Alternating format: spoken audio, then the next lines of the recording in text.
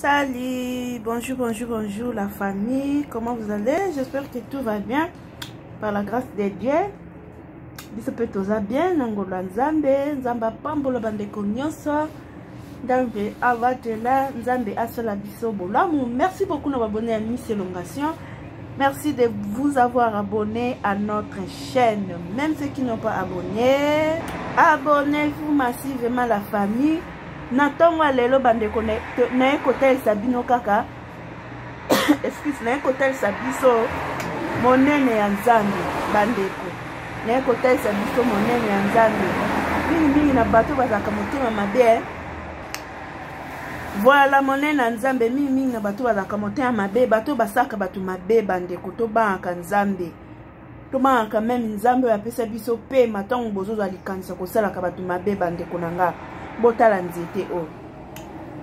nzete o bandeko na ngai nzete zalaki na makasa ya vert ba feuille ya nzete zalaki vert lokola saison échangée nzete bakasa nyonso ekauki nzete oyo ezalaki bakasa ya vert échangé couleur elongwe vert ekomi jaune ba feuille ya nzete ekomi jaune elongwe jaune ekauki eziki lokola batumbi moto eziki ekauki après bafei nyonso ekwei nzete tikali mutaxi nde bomona nzete o nzete tikali sans feuille mais ezaki na bafei ezaki vert après un moment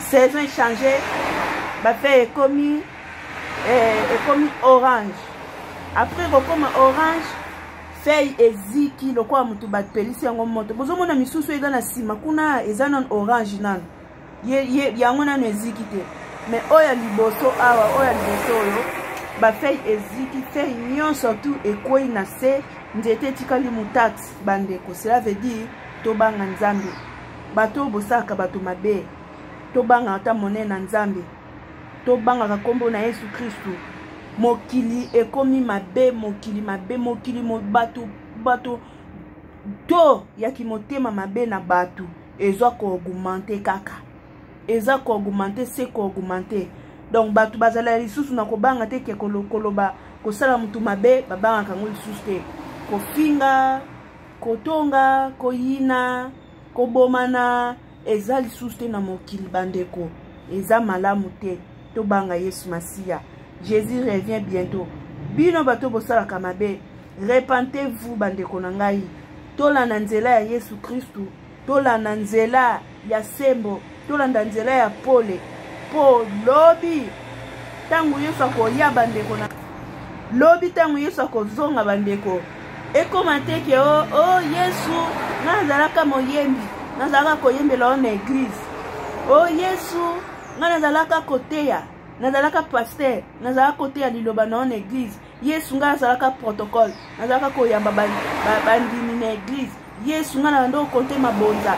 Yesu ngai bandeko na ngai. Tobanga monene na nzambe bandeko. Tobanga kanda ya nzambe. Esika nyonso tu message o ekokwelela yo.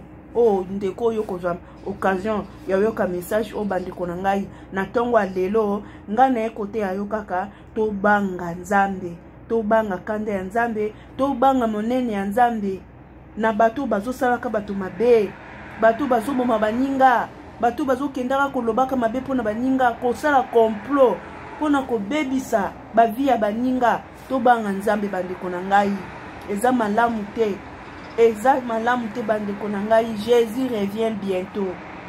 Jésus revient bientôt. Bino bato bosalaka mabe, repentez-vous. Bolanda nzela ya nzambe po esalaka bien. Ezalaka sala nzambe. Bokota lisu na mozindo na nzambe oyo abenga bino na mosala na ye. Po esalaka kaka bien. Bokota lisu na mozindo. Boluka lisu nzambe na mozindo. Bobongisa communion na bino. Bobongisa communion na bino na nzambe na Yesu Masia. Bobongisa alliance o bosalaki appel o nzamba pesa ki bino nzela oyo nzambe apesaki bino bozongela premier amour po esala bien. Mokili eza mabe, mokili eza ya kobeba, mokili. Mais chacun portera sa propre charge, bandeko. Chacun portera sa propre charge. Tala nzete ondenge kauki. Est-ce que nzete o batiango moto? Batumbi yango moto po makasa ezika boye, nzete tikala boye. Non, non bandeko na ngai. Mutu moko te atie nzete o moto. Apelisi moto na nzete o mutu te. Mutu moko pete amati likolo. Mutu pete amati likolo po aningisa nzete, aningisa ba etapa nzete de peur que ba feuille ekwe ya po nzete tikala boye te. Yango moko bandeko. Yango moko bandeko na ngai. Tangu batu bozoka likalisa kosala batu mabe, ko comploter po na batu. Bobanga nzambe bandeko na ngai. Ata po na pema oyo nzambe apesa yo. Tangu zozoka likalisa kosala mabe, ya koloba mabe po na batu, ya kokanisa mabe po na batu, ya koboma, ya koyina, ya kotonga, kochola, lisuma mukie ezalaka te. Lisumu nyonso eza lisumu. Lisumu nyonso na muto abomi, na muto okanisi mabe po na mutu, na muto otongi. Lisumu mukie na munene pa nzambe ezalaka te. Lisumu nyonso eza lisumu. Mais quant à toi, ya komizongisa na kati na yo. Ya komizongisa na kati na yo, ya ko reconnaître mabe na yo. Po nzamba lobi, muto ya reconnaître mabe na ye. Ayamboli na motema na ye mobimba, Yesu Masi aza juste fidèle po na kolimbisa bandeko. Bozo mona bandeko nanga. Muto ya reconnaître mabe na ye, ayamboli na motema na ye mobimba, atubeli. Yesu Masi aza juste. Bozo mona bandeko. Jésus-Christ est fidèle pour pardonner. Et puis tangu alimbisaka abosanaka nzambo yo Yesu. Nzamba za malamu. Alobi tangu alimbisaka abosanaka aloko bata mokili te ndenge mokili balobake kolimbisa eza kobosana te. Mais Yesu Masi apesi biso grâce wana. Yesu Masi apesi biso faveur wana. Alobi tangu muto sali mabe oyamboli osengi bolimbisi naza juste fidèle pona ko limbisa yo. Epi tangu alimbisaka abosanaka arapelaka lisusu te ke osala enga boye mukolo ano finga kinga mukolo ano katelenga lingala mukolo ano pimelenga loko boye. Non, Yesu Masi abosanaka bandeko. Alors nzela nini yo kolanda? Nzela nini yo kolanda ndeko na ngai? Okodemereka na kati na livronnerie, okodemere na kati na publicité, okodemere na kati na fornication, okodemere na kati na masumu ya basorti na sorti nzambe ndeko na ngai. Yo kodemereka na kati na mafinga, okodemereka na kati na matongi, okodemereka na kati na kolingaka basi ya batu, okodemere na kati kolingaka mibali ya batu. Bandeko na ngai, repentez-vous bandeko na ngai. Vivre na vie ya sanctification, vivre na vie ya vérité, vivre na vie ya bosembo. Parce que nyonso ya mokili koleka liko nango Yesu Masi ande mokonzi. Nyonso tozomona na mokili nyonso ekoleka nango vanité de vanité. Mais Yesu Masi ande bomoya seko bandeko na ngai. Na tongo lelo na yekika na partage na biso ya kotalisa monene ya nzambe bandeko. Ya kotalisa comment Dieu est grand, comment Dieu est amour, comment nzambe ndinga saka makambo na ye na mokili. Oyo ke mutu soko lamuki boye obi nzambe merci. Oyo ke mutu tango zozo likanisi ya kosala mutu mabe otalika nzeto oyo nzeto tango na bando lekawa ezaki na bafei nango ezaki vert. Mais un moment bafei yango ekomi orange. Couleur ba feuille nzete échangé. Un moment na moni susu ba feuille nyonso ekwei. Ba feuille nyonso ekwei nzete tikali polele boye. Oyo ke mutu te amati likolo aningisa betape ya nzete po ba feuille ekweya. Mutu te azui alimeti to briquet apelisi moto po ba feuille ekauka. Mutu te yango moko. Ça veut dire nzamba malamu to banga ministère nzambe. To banga monene ya nzambe bandeko na ngai to tika kosala ka bato mabe. To tika kosala mabe na mokili bandeko.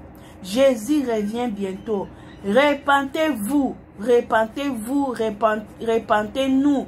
Repentons, ceux qui repentez, ceux qui esika nyo se ko kwelela yo muto ko yeba vous ou nous to banga nzambe na tongo lelo onga na ekoloba na tongo lelo bandeko nanga to banga monene na nzambe po esalaka bien de peur que Yesu Masia koya ya Yesu Masia bandeko tozala libanda te bozomona bandeko nanga de peur que kozonga na Yesu Masia tozala libanda te ezala te ke muta bando olobaka Yesu ngana banda ko yembelo Yesu ngana banda ko kende église chaque dimanche na zaye ko zanga na église te bandeko nangai bozomona bandeko poka Yesu wana aotuna yo ok c'est bon obanda côté ya na kombo nanga mais olongoli saka basere na protocole bazeni ok obanda côté ya na kombo nanga mais oboma mutu ok obanda côté ya na kombo nanga mais obanda ko yina obanda côté ya na kombo nanga mais ozaki milangwa bande ko nanga to banga nzambe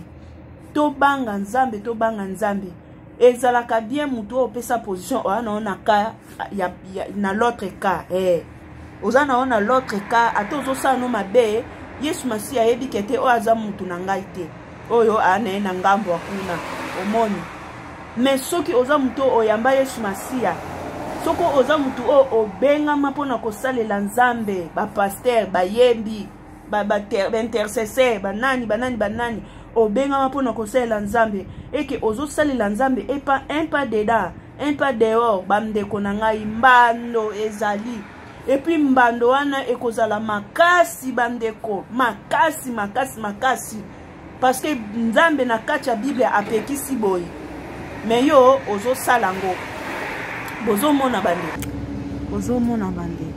eza vraiment malamu te tobanga nzambe bandeko na ngai tobanga nzambe bandeko na ngai surtout bato boselaka nzambe bato bodeyaka bato boyembaka bato bosaka mosala nzambe me bozotambola na masumu mbando na bino ekozala makasi koleka kutu bato deya bapesa position baana baona ka mosusu wana ozomona o bato baana baona ka mosusu wana Jésus Christ ayebi ke non o bao baana baona ka wana mais bino bato bozaka na ka ya Jésus Christ boaccepta Jésus Christ comme Seigneur et Sauveur et que bozaka un pas dedans un pas dehors bandeko kanda ya nzambe ekozali kona bino makasi bandeko na ngai alors to bongola mitema alors to zongela nzela ya nzambe alors to renouveler communion na biso bandeko alliance oyo tosala na Yesu Kristu oyo toyamba ye lokwa mokonte mobikisi na biso po esala biso ka bien parce que mokili eza ya kobeba mokili ebebi mokili eza lisusu mokili banga nzambe so nakokoloba mokili banga nzambe bandeko na ngai mokili banga nzambe po esalaka bien bato bosaka bato mabe bato bosaka bakomplot mpona koboma bato bato bosaka bakomplot mpona koloka bato na so Micheline alobi mama so Micheline ayembi na nzembo na ye ya Emmanuel alobi ata bandoki balokaka nzambe tangu bandoki balokaka nzambe nde témoin tangu bandoki bakendaka koloka nzambe nde témoin cela veut dire atango osala mabe Yesu Masia azomona yo Jésus Christ azomona yo tango osala mabe bandeko akwa bon bandeko nanga osala batu mabe oboma batu osala mabe na mokili na mokolo suka okene na lifelo akwa bon ozala pasteur oyo ozoteya oza pasteur ozoteya ozo prêcher la parole de Dieu mais oza un pas dedans un pas dehors na mokolo na suka na Bible no na maboko okene na lifelo non bandeko nanga bo sauver ba âme bandeko nanga sauver âme na yo po esalaka bien bandeko pona mokolo wana tomona na lisusu ndeko moyembi ndeko pasteur yo tini yo zaki kote ya solo bongo yekulu bongo collègue non pasteur wana ndeni ya koti ate toyeba ke ye azaki un pas dedans un pas dehors c'est le moment bandeko na ngai tango ya ngoyo bandeko ya kopona chemin oyo ezali chemin de la croix c'est le moment bandeko na ngai ya kopona chemin ezali chemin de Jésus Christ de Nazareth qui est la vie éternelle. Bozomona bandeko nanga. Jésus-Christ qui est la vie éternelle, qui est la source intarissable, qui ne périt jamais, bandeko. Vraiment la ningi bino mingi bandeko nanga wana ezaki ka partage na ngai na tongo lelo ya koloba na moto moko to banga nzambe, to banga monene na nzambe, to banga kombo na Yesu. Mokili za mabe makasi bandeko na ngai, mokili mabe bandeko. Metango batu bozolinga kosala batu mabe, bomona ata monene na nzambe, botala ata bolamu ya nzambe, tosalaka bolamu na mokili po eza malamu bandeko na ngai. Merci beaucoup bandeko. Esika nyonso bokoyamba message oyo bandeko na ngai, bozangisa te ya kopartager, kotiela biso ba commentaire, ya kosabone te soki nanu bosabona te. Tika ete nzamba lola apambola, nzamba lola abatela, nzamba lola asunga atushe motema ya moto moko oyo akoyoka message oyo, ete azonga na nzela ya se ya makolo ya Yesu. Yesu Masiya aza na posa na biso.